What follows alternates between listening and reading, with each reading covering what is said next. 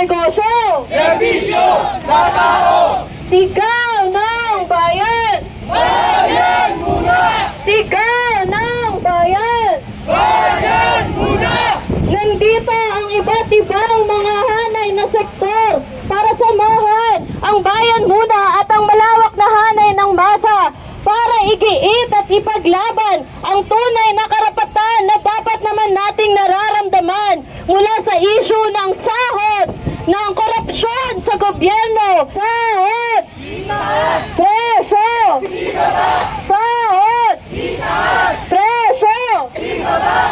Serbisyo sa tao! Huwag gawing negosyo! Huwag gawing negosyo! Serbisyo sa tao!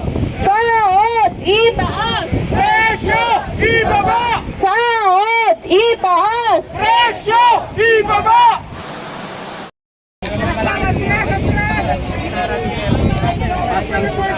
Sigaw ng bayan! Bayan muna! Sigaw ng bayan! Bayan muna! Sahod! Itaas! Presyo ibaba! Sahod! Itaas! Presyo ibaba! Sigaw ng bayan! Bayan muna! Sigaw ng bayan! Bayan muna! Sahod! Itaas! Presyo ibaba! Sahod! Itaas! Presyo ibaba! Ang tao! Ang bayan! Ngayon ay lumalaban! Tuloy-tuloy ang laban! Ang tao! Ang bayan! Sigaw ng bayan! Bayan muna! Sigaw ng bayan! Bayan muna! Sahod! Presyo ibaba!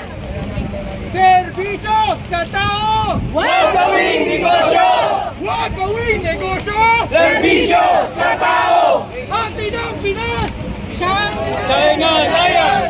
Atin ang Pinas! China Layas!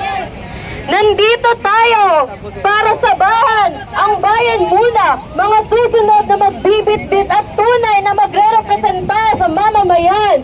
Kasama rin natin ngayon si Sara Duterte na nakarehas, simbolo ng pagsingil ng bayan muna at ng masa sa kanyang korupsyon. Sa mga nakaraang linggo, pinakita ni Sara ang ganit at walang habas na pangungurakot sa kaban ng bayan. Mula sa kanyang kababayaan bilang Secretary ng DepEd, Pork Barrel and Confidential Funds, at hindi pagharap sa masa ng budget deliberation, ito ay tunay na betrayal of trust. At hindi lang ito si Sara Duterte, sa lahat ng tiwaling gobyerno, kung kayo ay korap, lagot kayo sa bayan muna. Sigaw ng bayan! Bayan muna! Sigaw ng bayan! Bayan muna! Sahod! Itaas! Presyo ibaba! Presyo! Ibaba! Sahod itaas! Serbisyo! Sa tao! Huwag gawing negosyo! Huwag gawing negosyo! Serbisyo sa tao! Sigaw ng bayan! Bayan muna! Sigaw ng bayan!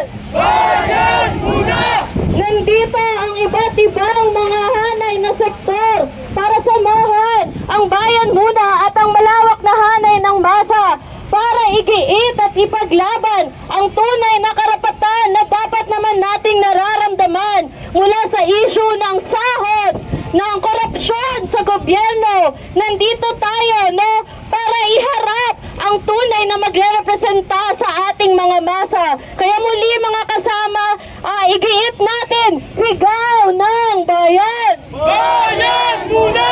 Sigaw ng bayan! Bayan muna! Sahod! Presyo! Sahod! Presyo! Serbisyo sa tao! Huwag gawing negosyo! Huwag gawing negosyo! Serbisyo sa tao! Sahod! Itaas! Presyo ibaba! Sahod! Itaas! Presyo ibaba! Ayan, si Sara Duterte ang nakikita natin ngayon na nakarehas. Alam naman natin, no, sa paghingi ng pera para sa libro niya isang kaibigan o di kaya yung milyon-milyon na ginastos niya lamang sa 11 days. Pati na rin, no, sa kanyang hindi pagharap sa masa. Ayan, kitang-kita na bukod kay Sara Duterte na talamak ang korupsyon at ang paggamit ng kaban ng bayan para sa pansariling interes ng iilan. Kung kaya't nandito ang bayan muna para ipaglaban ang karapatan ng masa. Kaya naman, sisimulan na ho natin ang ating programa. Bilang ipakilala o ipahayag ang programa ng ating bayan ay sinatawagan natin si Kaloy Zarate.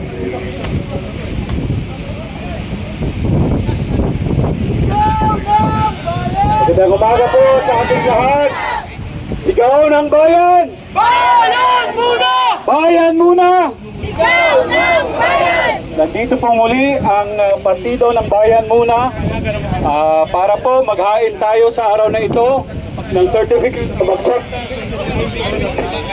At tatakbong muli, babalik sa Kongreso ang Bayan Muna sa 2025! Sa nakaraang 25 taon, naging maningning ang record ng Bayan Muna sa pagtutulak ng mahalagang reforma sa ating mga batas, sa pagtutulak ng mga mamamayan na batas sa loob at labas ng Kongreso. Sa loob ng 25 taon, hindi bababa sa 20 batas ang naitulak ng Bayan Muna sa House of Representatives mula noong 2001 nang maunang maupo sina Casatoro Campo, sina Kali Samasa at ang namayapang si Crispin Beltran. Pinangunahan natin halimbawa ang pagpasa ng Public Attorney's Office Act, ang batas kung saan nagbibigay ng malaking pondo sa Public Attorney's Office para magkaroon ng access ang ating mamamayan sa korte. Pinangunahan din ng Bayan Muna ang pagtulak at pagpasa ng Human Rights Victims Reparation Law na kung saan ang mga biktima ng batas militar, ang mga biktima ng diktador na si Marcos ay magkaroon ng recognition at mabigyan sila ng danyos dahil sa kanilang naranasan sa panahon ng batas militar. Ano pa ang ibang mga batas?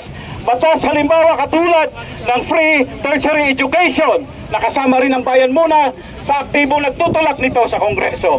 Ang batas na nagbibigay ng libreng irigasyon sa ating mga magsasaka.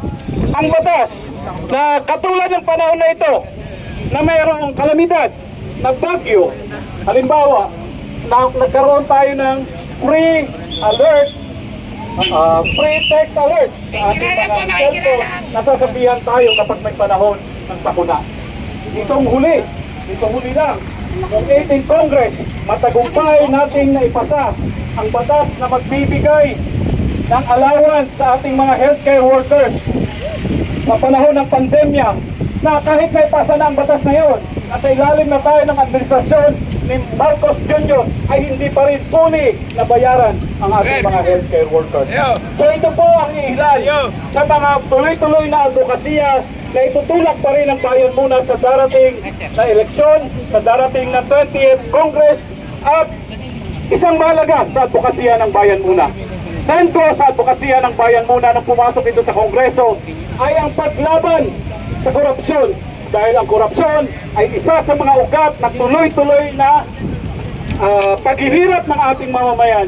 Tuloy-tuloy na nasalusak ang ating bayan.